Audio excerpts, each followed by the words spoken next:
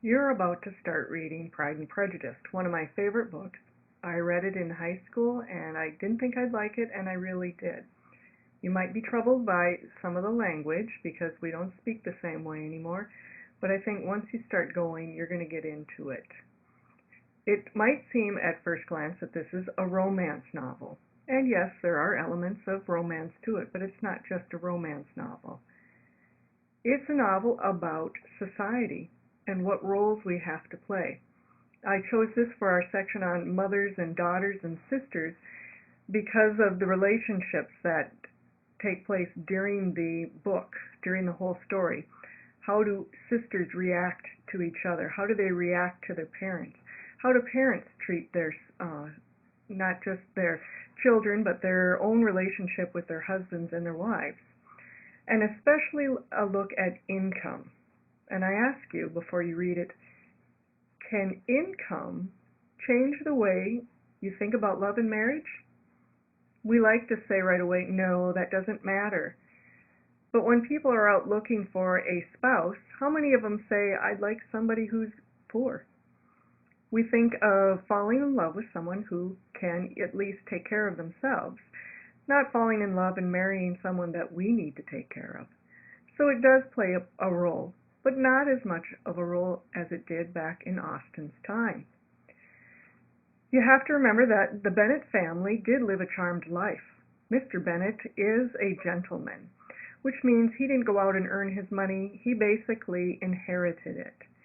The problem with the way he inherited it was that his house and his income can only be passed on to a male heir. So if he does not supply a male heir, he has to go to a cousin or a brother or uncle, whatever, the next available male heir. When he got married, he didn't see it as a problem. He ended up having 5 children, but they were all girls. What are they going to do once their father dies? He doesn't seem to be too worried about this, but Mrs. Bennet worries herself sick.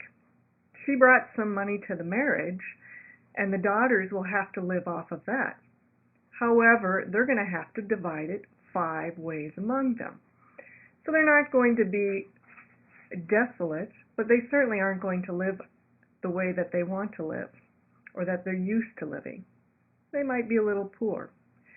So when the opportunity to marry a rich man presents itself, Mrs. Bennet is going to jump all over that. Now one might think, oh, this is terrible and she's only after money. But she is thinking about her daughters' futures. What are they going to do? And if one of them marries well, you don't have to worry as much about the others. Hopefully the sisters would take care of each other. What's their obligation to each other? Ask yourself that. What would you do for family and what would you do for a sister? Also, what is a mother's role?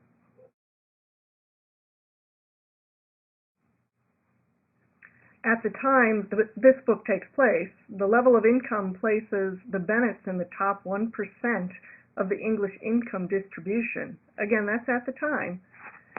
Mr. Darcy's huge income places him at least in the top 1/10 of 1% of income distribution. So they have wealth, the Bennets, but Mr. Darcy's is 3 times greater than Elizabeth's father each year. And if they were to marry, Elizabeth wouldn't be bringing anything into the marriage, except for the little bit that her mother left her.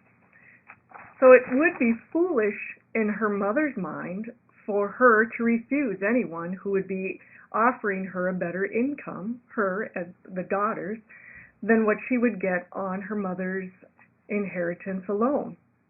So waiting for the ideal love or to marry for love seems ridiculous because they're in such dire straits right now. 5 daughters, no sons. Their house is going to be inherited by a relative who could kick them out if he wanted to. So if you were in a more equal society, which they are not, you could base your decisions of who to marry on love.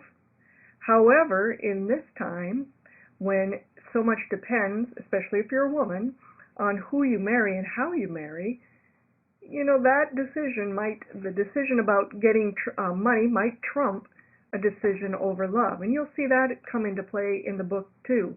Can you be very choosy if it means spending not only your life alone, but probably poor?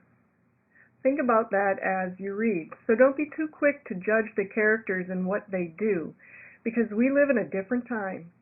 Yes, we do talk about money and we want to marry someone who is going to bring us some prosperity, either together or alone. We don't seek to be desolate, but we have more equal opportunity now. If you're a woman, you can go out and you can get a job. Back then, you couldn't. So keep that in mind as you read the book and decide which character do you like, which one do you relate to, and how would you decide your future in this situation.